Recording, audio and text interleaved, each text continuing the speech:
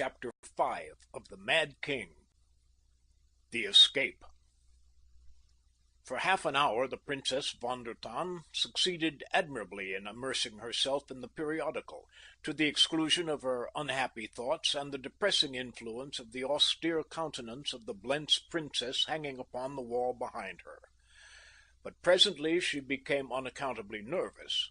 At the slightest sound from the palace life on the floor below, she would start up with a tremor of excitement. Once she heard footsteps in the corridor before her door, but they passed on, and she thought she discerned the click of a latch a short distance further on along the passageway. Again she attempted to gather up the thread of the article she had been reading, but she was unsuccessful. A stealthy scratching brought her round quickly, staring in the direction of the great portrait. The girl would have sworn that she had heard a noise within her chamber. She shuddered at the thought that it might have come from that painted thing upon the wall. What was the matter with her? Was she losing all control of herself to be frightened like a child by ghostly noises? She tried to return to her reading, but for the life of her she could not keep her eyes off the silent, painted woman who stared and stared and stared in cold, threatening silence upon this ancient enemy of her house. Presently the girl's eyes went wide in horror. She could feel the scalp upon her head contract with fright. Her terror-filled gaze was frozen upon that awful figure that loomed so large and sinister above her, for the thing had moved. She had seen it with her own eyes. There could be no mistake, no hallucination of overwrought nerves about it. The Blentz princess was moving slowly toward her. Like one in a trance, the girl rose from her chair, her eyes glued upon the awful apparition that seemed creeping upon her.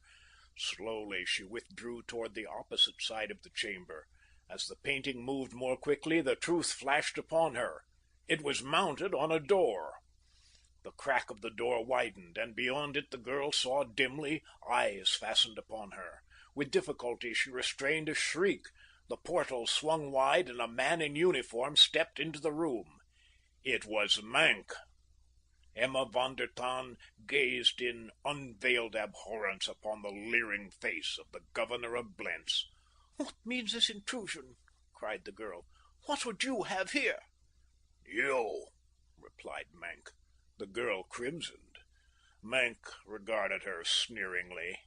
"You coward!" she cried. "Leave my apartments at once. Not even Peter of Blentz would countenance such abhorrent treatment of a prisoner." "You do not know Peter, my dear," responded Maenck, "but you need not fear. You shall be my wife. Peter has promised me a baronetcy for the capture of Leopold, and before I am done I shall be made a prince. Of that you may rest assured. So you see, I am not so bad a match after all." He crossed over toward her and would have laid a rough hand upon her arm. The girl sprang away from him, running to the opposite side of the library table at which she had been reading. Maenck started to pursue her, when she seized a heavy copper bowl that stood upon the table and hurled it full in his face. The missile struck him a glancing blow, but the edge laid open the flesh of one cheek almost to the jawbone. With a cry of pain and rage, Captain Ernst Maenck leaped across the table full upon the young girl. With vicious, murderous fingers, he seized upon her fair throat, shaking her as a terrier might shake a rat. Futilely the girl struck at the hate-contorted features so close to hers. "Stop!" she cried. "You are killing me!" The fingers released their hold. "No," muttered the man, and dragged the princess roughly across the room. Half a dozen steps he had taken when there came a sudden crash of breaking glass from the window across the chamber. Both turned in astonishment to see the figure of a man leap into the room, carrying the shattered crystal and the casement with him. In one hand was a naked sword. "The king!" cried Emma von der Tann. "The devil!" muttered Maenck, as, dropping the girl, he scurried toward the great painting from behind which he had found ingress to the chambers of the princess. Maenck was a coward, and he had seen murder in the eyes of the man rushing upon him. With a bound he reached the picture which still stood swung wide into the room. Barney was close behind him, but fear lent wings to the governor of Blentz, so that he was able to dart into the passage behind the picture and slam the door behind him a moment before the infuriated man was upon him. The American clawed at the edge of the massive frame, but all to no avail. Then he raised his sword and slashed the canvas, hoping to find a way into the place beyond, but mighty oaken panels barred his further progress. With a whispered oath, he turned back toward the girl. "Thank heaven that I was here in time, Emma," he cried. "Oh, Leopold, my king, but at what a price!" replied the girl. "He will return now with others and kill you. He is furious, so furious that he scarce knows what he does." "He seemed to know what he was doing when he ran for that hole in the wall," replied Barney with a grin. "But come, it won't pay to let them find us should they return." Together they hastened to the window, beyond which the girl could see a rope dangling from above. The sight of it partially solved the riddle of the king's almost uncanny presence upon her window-sill in the very nick of time. Below, the lights in the watchtower at the outer gate were plainly visible, and the twinkling of them reminded Barney of the danger of detection from that quarter. Quickly he recrossed the apartment to the wall switch that operated the recently installed electric lights, and an instant later the chamber was in total darkness. Once more at the girl's side, Barney drew in one end of the rope and made it fast about her body below the arms, leaving a sufficient length terminating in a small loop to permit her to support herself more comfortably with one foot within the noose. Then he stepped to the outer sill, and reaching down, assisted her to his side. Far below them the moonlight played upon the sluggish waters of the moat. In the distance twinkled the lights of the village of Blentz. From the courtyard and the palace came faintly the sound of voices and the movement of men. A horse whinnied from the stables. Barney turned his eyes upward. He could see the head and shoulders of Joseph leaning from the window of the chamber directly above them. "Hoist away, Joseph," whispered the American, and to the girl, "Be brave. Shut your eyes and trust to Joseph and my king," finished the girl for him. His arm was about her shoulder, supporting her upon the narrow sill, his cheek so close to hers that once he felt the soft velvet of it brush his own. Involuntarily his arm tightened about the supple body. "My princess," he murmured, and as he turned his face toward hers, their lips almost touched. Joseph was pulling up the rope from above. They could feel it tighten beneath the girl's arms. Impulsively, Barney Custer drew the sweet lips closer to his own. There was no resistance. "I love you," he whispered. The words were smothered as their lips met. Joseph, above, wondered at the great weight of the Princess Emma von der Tann. "I love you, Leopold, forever," whispered the girl. And then, as Joseph's Herculean tugging seemed likely to drag them both from the narrow sill, Barney lifted the girl upward with one hand while he clung to the window frame with the other. The distance to the sill above was short, and a moment later Joseph had grasped the princess's hand and was helping her over the ledge into the room beyond. At the same instant there came a sudden commotion from the interior of the room, in the window of which Barney still stood waiting for Joseph to remove the rope from about the princess and lower it for him. Barney heard the heavy feet of men, the clank of arms, and muttered oaths as the searchers stumbled against the furniture. Presently one of them found the switch, and instantly the room was flooded with light, which revealed to the American a dozen Luthanian troopers headed by the murderous Mank. Barney looked anxiously aloft. Would Joseph never lower that rope? Within the room the men were searching. He could hear Mank directing them. Only a thin portiere screened him from their view. It was but a matter of seconds before they would investigate the window through which Mank knew the king had found ingress. Yes, it had come.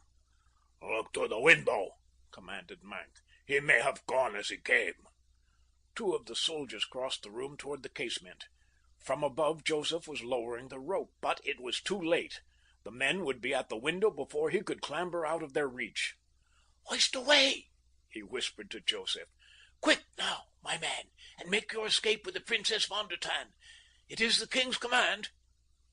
Already the soldiers were at the window. At the sound of his voice, they tore aside the draperies. At the same instant, the pseudo-king turned and leaped out into the darkness of the night.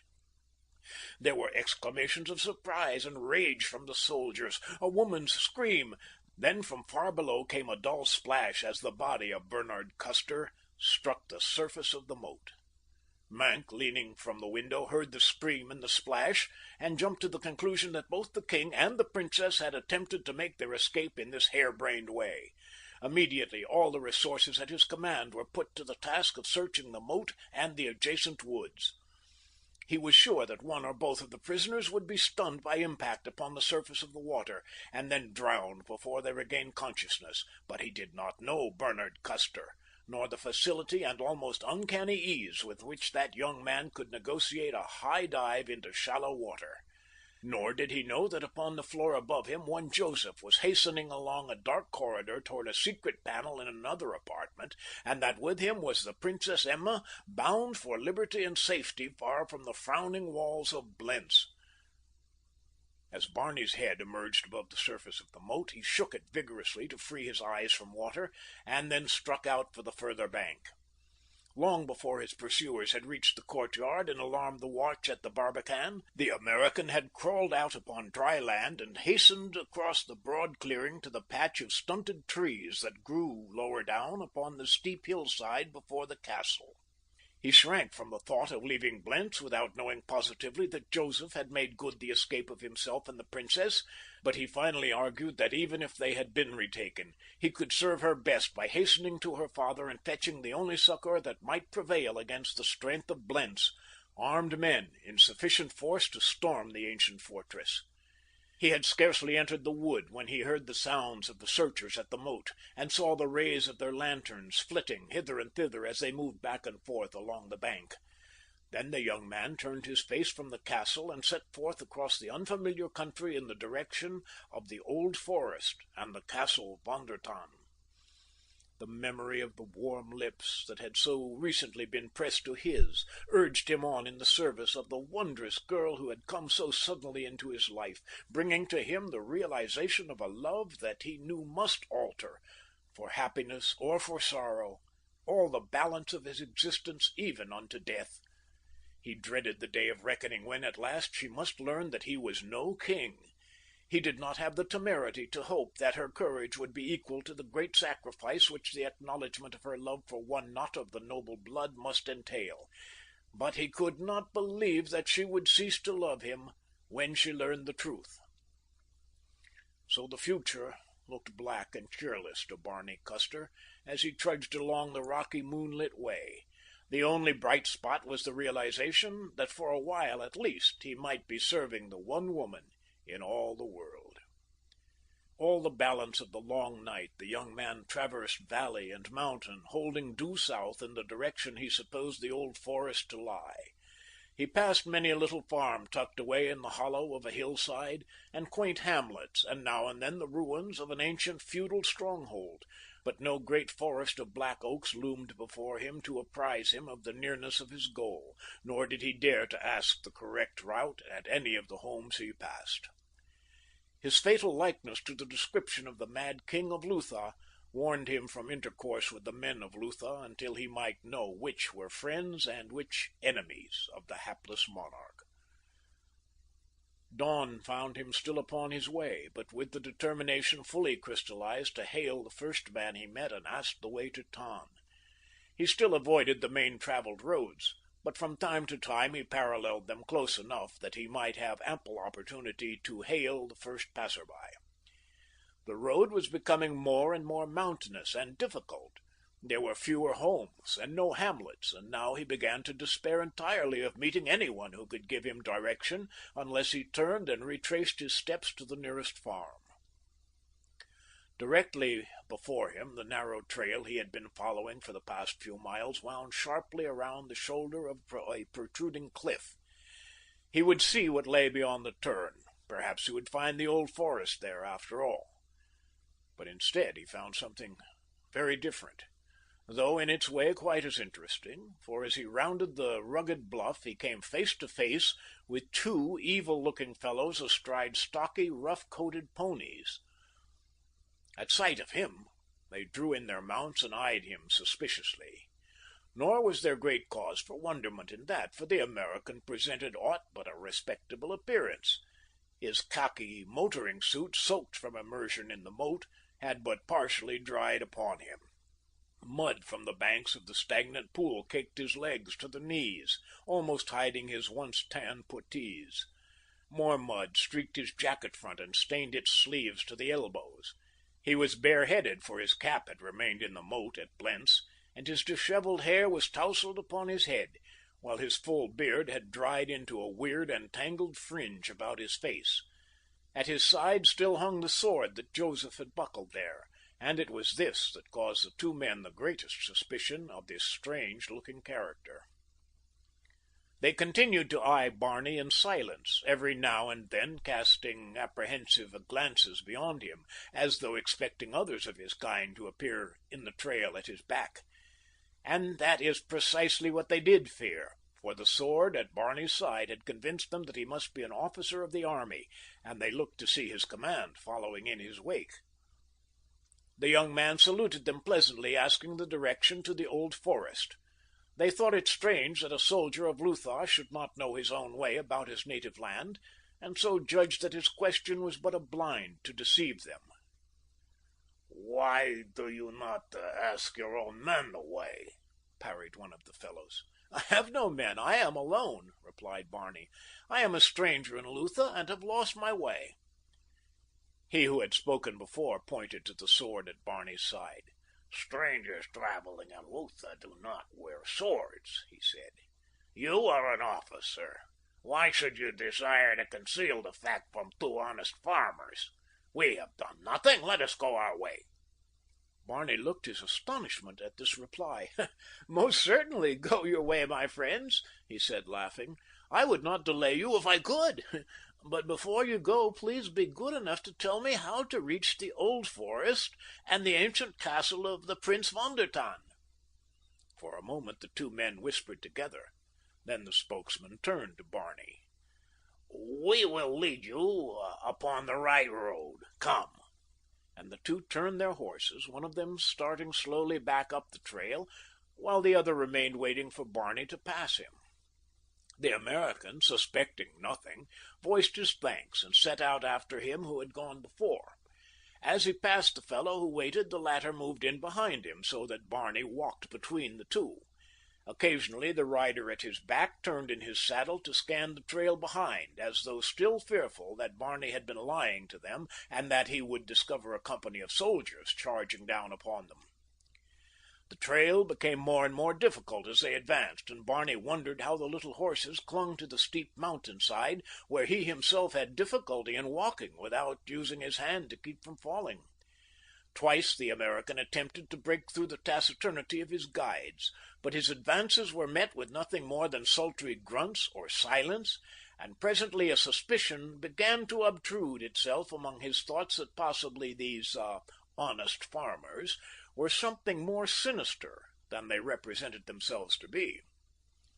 A malign and threatening atmosphere seemed to surround them. Even the cat-like movement of their silent mounts breathed a sinister secrecy. And now, for the first time, Barney noticed the short, ugly-looking carbines that were slung in boots at their saddle horns.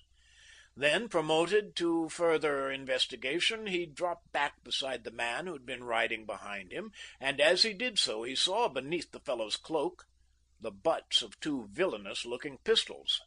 As Barney dropped back beside him, the man turned his mount across the narrow trail, and reining him in, motioned Barney ahead.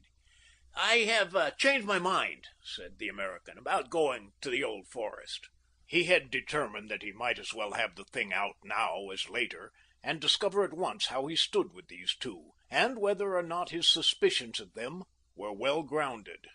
The man ahead had halted at the sound of Barney's voice and swung about in the saddle. "What's the trouble?" he asked. "He don't want to go to the old forest," explained his companion, and for the first time Barney saw one of them grin. It was not at all a pleasant grin, nor reassuring. "He don't, huh?" growled the other. "Well, he ain't going, is he, whoever said he was?" And then he, too, laughed. "I'm going back the way I came," said Barney, starting around the horse that blocked his way. "No, you ain't," said the horseman. "You're going with us." And Barney found himself gazing down the muzzle of one of the wicked-looking pistols. For a moment he stood in silence, debating mentally the wisdom of attempting to rush the fellow, and then, with a shake of his head, he turned back up the trail between his captors. "Yes," he said. "On second thought, I have decided to go with you. Your logic is most convincing." End of chapter 5.